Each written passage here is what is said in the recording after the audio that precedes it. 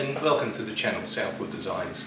This channel is dedicated to provide you with a useful, easy to follow range of steps to make a whole raft of things you might find that you can use in the workshop, in the shed, in the garage, like I am here, in fact anywhere in and around your home. I'm David, and today I want to show you how easy it is to build a crosscut slider, sled or jig for a table saw. So the idea of using a slider, sled or a jig for a table saw is to increase the safety and improve the safety of using a fairly dangerous piece of equipment like this. It's quite easy to lose track of where things are, in particular your fingers, and you don't want to end up like this because it makes it difficult to order 4 beers, 3.5 beers please. So the timber or lumber that's needed for this is pretty straightforward. It's only 3 main components. We've got the base, which is 12mm ply, 1/2 inch, and that's going to sit wider than the table, just to give a bit of stability for larger pieces when we want to cut those. I've got 2 pieces of 19mm by 89mm ply that are about 1.8 long. 2 pieces are going to be stuck together, and that's just going to make a nice thick front and back rail. The back rail not so important about being square, the front rail pretty critical to be square because you're going to be lining everything up and you want to make sure it's 90 degrees, and we'll just go through that when we get to the build. And then this section, this piece here is a 42 by 19mm, again 6 foot tall, 1.8 meters tall. This is just going to have a slice shaved off it, and this is going to sit in the runners quite nicely. This is pine. You can use other things. You can use a hardwood if you want to make it a bit more solid. These are the sort of things that don't take long to build, and you can always rebuild a new one if it gets a bit banged up, which it tends to do with a bit of use in the shop. So let's get started onto the build. Okay, so the next step is to glue these two together, and they'll form the frame, the front and back rails. So I'm just going to do that now, and need to be reasonably generous with the glue.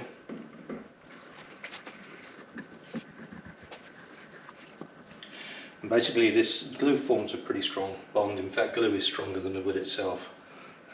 So having done this part, I'm just going to give it a bit of a spread with this spack filler or polyfiller spreader, just to make sure that it's spread evenly.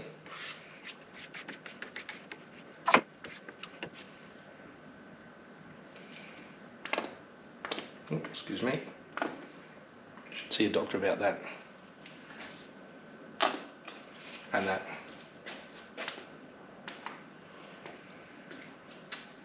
I'm just at the end of this one, so we might go to another bottle. This is one I prepared before.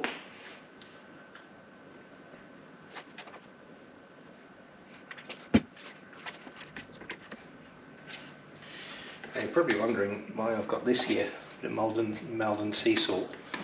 Bit of a hat off to Jamie Oliver. It's actually a little trick. You sprinkle a bit of salt on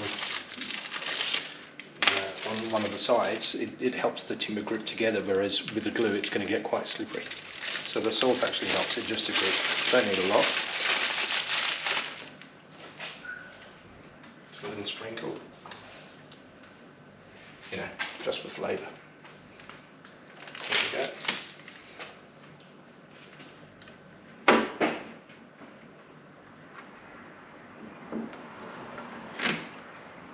Listen to that nice and gritty.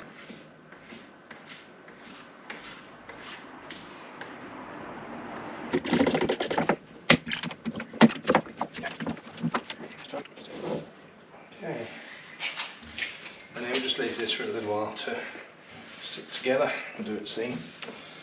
And so with the magic of television, we'll come back and it'll be done. See ya. So what we're doing here is just shaving the rails that are going to sit in the grooves. I've measured them to make sure that they're the right width. Just got to turn on the vacuum to get rid of the dust.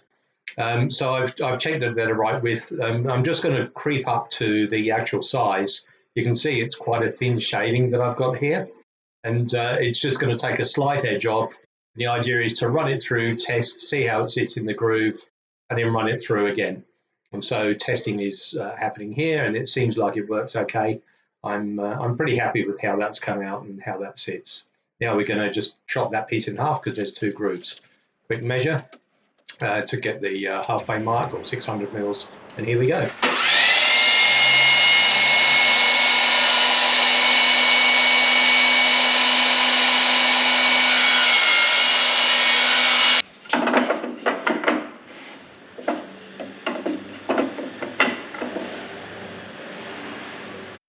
So now we've cut the width, we're just going to cut the height. I've just measured that against the height of the groove, and I'm just going to cut it slightly lower than the groove. So you can see I'm just setting it up there to to get that height right. This one I'm not going to creep up on it. I want to try and get that height right first time. It's quite a thin cut, as you can see, but the table saw can handle that quite nicely. Here we go.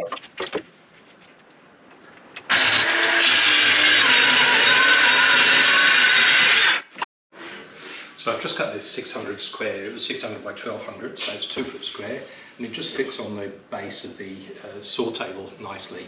And I thought about it, didn't want to get it to go too big and go too wide. And I think this will sit quite evenly between the two glides, and it'll be a good size overall. It'll suit what we need to use it for. So the next step is to trim the front and back rails to 600. I've just tightened up the end here, and I'm just going to mark 2 lots of 600 and cut those.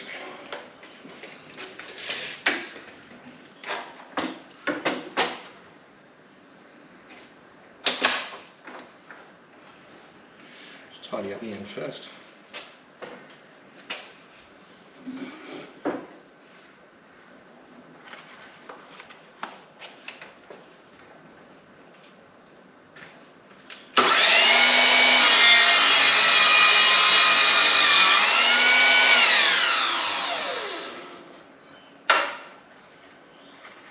Just make sure the saw comes to a complete stop before lifting it up. It's just another safety measure. Clamp it down.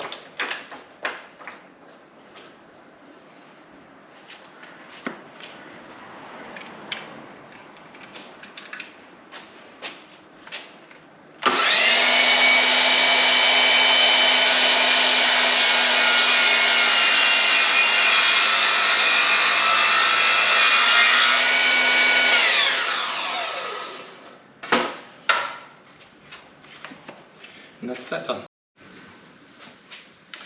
So the next step is to put these rails into the grooves, these rungs into the grooves.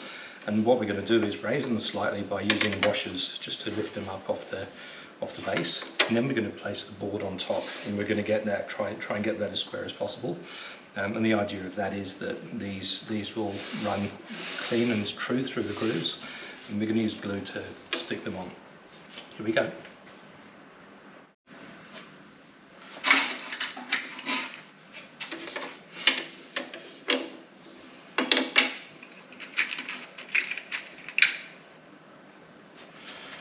So I'm just placing one washer in the groove, just to raise it slightly.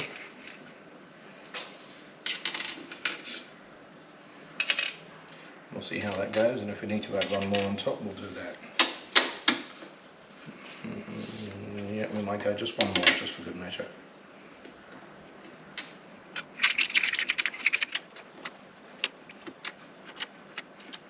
Okay.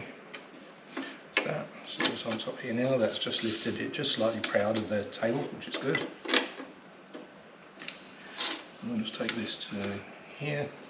I'm going to set the slides to the end, and then we're going to place the timber on top.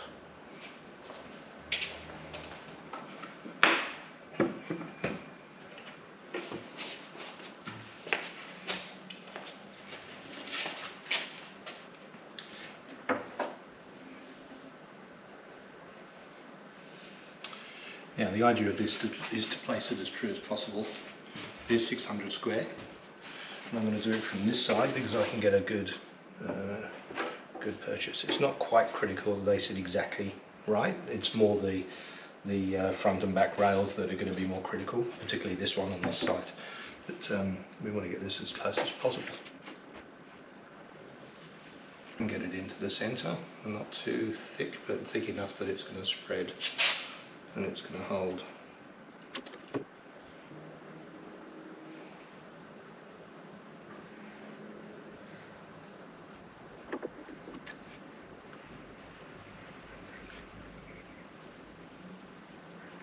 And I'm just going to get these flush to the edge, just here. Washers are all on, that's good. And this one too, washers all on, okay.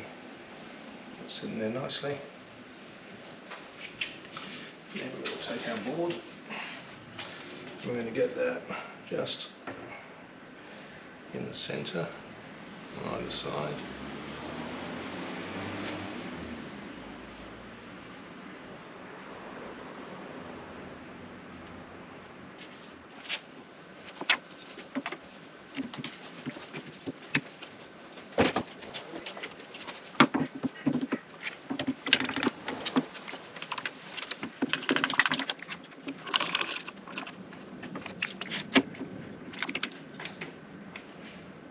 Okay, just let that sit for a while until the glue sets, and then we'll lift them up. So we've glued this on and it's pretty well good to go. What I'm going to do now is mark the points where we're going to screw this in. We're going to screw and glue this on the other side. Just marking it on this side to have a look at where that's going to be. This will be the back one, the one that sits up the far end, and it's not the critical one. It doesn't matter if it's entirely true. But I'm going to screw this in with countersink screws, or countersunk screws that is, so that it sits nice and smoothly on the underside, which is the bit that's going to rub against the base of the table saw when it runs up and down. So let's kick off with that.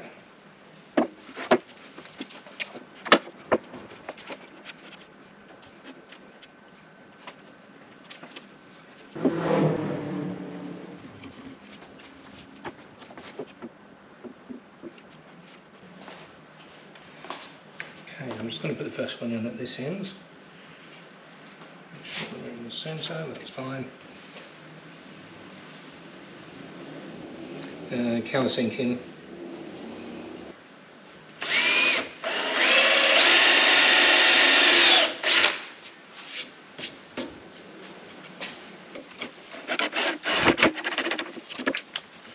That's good, that's nice and square. I'm going to adjust this end piece and I'll screw this one in next.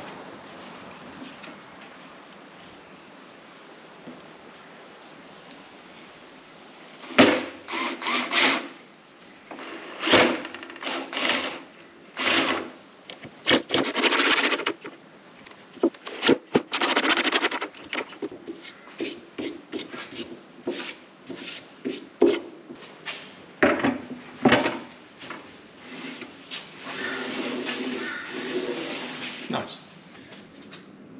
So this first piece is screwed on. This is the back end. The front end is a critical one that's got to be square. What I'm going to do is screw it on temporarily. I'll get this end as close to the edge as possible and close to centre. Then I'm going to run the saw through, and then we're going to measure through and get the actual angle and then do the final screw in so that we know that it's true. Because obviously any timber that you've got sitting on the edge here, you want to be at 90 degrees so that when it cuts, you've got that perfect angle. So let's kick off with that bit.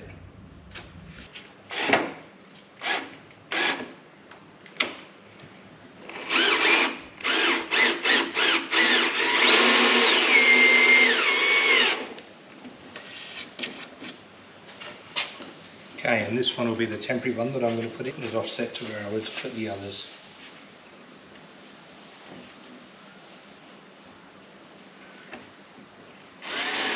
And the next step is to run this through and cut the groove in for it with the saw as it is. And then I've got my temporary screw in here and we'll do the adjustments afterwards.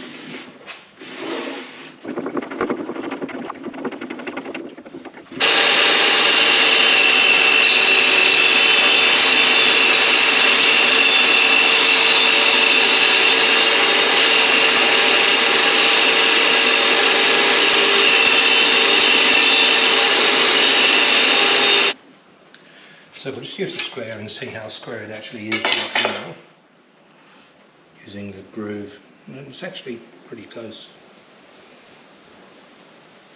It's actually very close. But what we can do is use the 5-cut method to get a more exact measure so that we can make the final adjustment that we need to.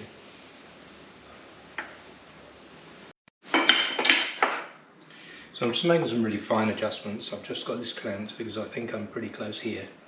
Just checking in on both sides at the cut that I've put through from the saw, and it's still sitting there on the table. I'm actually pretty happy with the way that's sitting right now. So what I'm going to do is temporarily screw this in again with the clamp on, and then we'll go from there.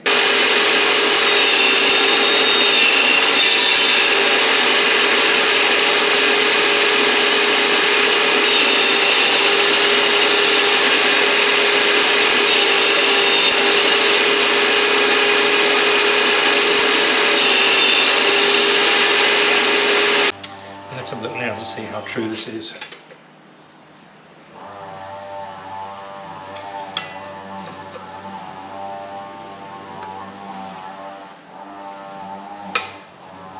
That's actually pretty good.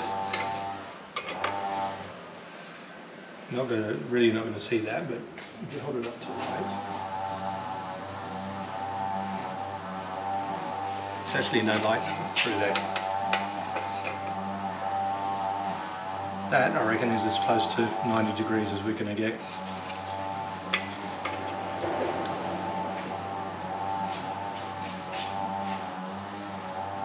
It's pretty well spot on. I'm happy with that. So what I'm going to do now is secure, let's get rid of this scrap.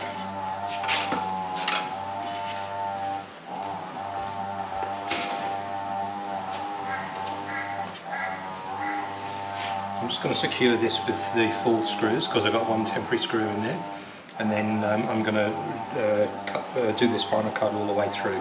So I've done part of the way through, but I wanted to make sure I had no more adjustments. I didn't want to sacrifice this piece. So I'll do that now, and then we'll do the final cut through and be pretty close to done. Just got a bit of finishing off to do, which we'll cover shortly.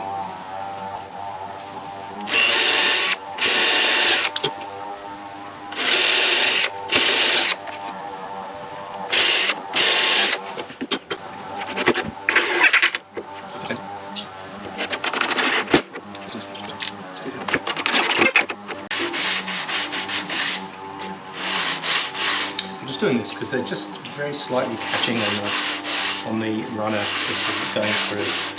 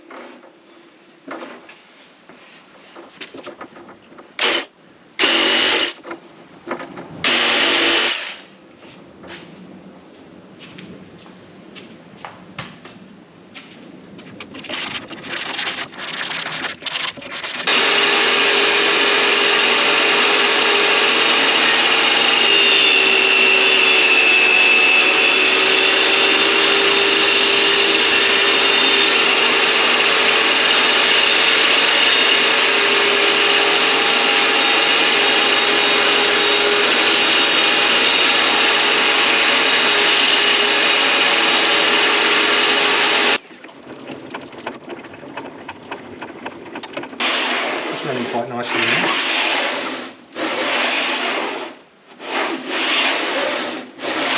So I'm just going to do a couple of finishing edges on here with the router, and I'm going to just rudimentarily mark this as front,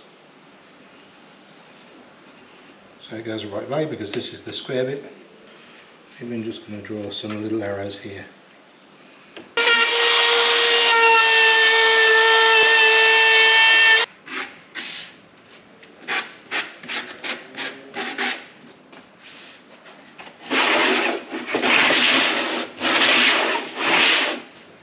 So there you have it, that's the finished product. It's come up quite well, it runs nice and smoothly. Pretty happy with that overall. It didn't take too long to do. It took a few segments of videoing, but it was certainly worthwhile going through the steps to do that. Nice finish on the edges. It's nice and safe. You can keep your hands well away from the blade when it's cutting through. This is perfect 90 degrees using the 5-cut method. Very happy with that as well. So if you like what you see, then please appreciate it if you subscribe to the channel and press that like button and press the notification bell so that you'll hear when more videos come in. that's certainly my plan in the future. This first build on this particular thing has come up pretty well. I'm happy with how it's come out and how it looks. And really the idea of this is to show you that with some fairly simple tools, lots of Ryobi, but with some fairly simple tools you can certainly make some great pieces to go in the shed, the workshop, the garage as I have here, and make life a lot easier and have some nice things around you. Thanks again for watching, and see you at the next video. Cheers.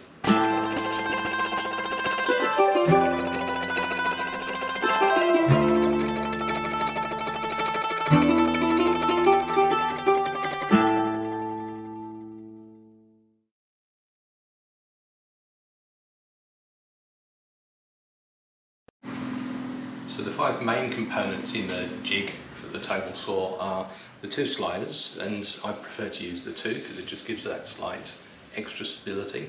You need the base stability. So there's 5 main pieces that you need for the crosscut slider jig for the table saw. So there's 5 main pieces that you need for a crosscut slider jig for the table saw. And that comprises 2 pieces of wood to sit in the runners that slide up and down, and it's fairly important that they are absolutely fit to size. You need a flat surface that the jig is going to form, and you need a front and a back rest to both support the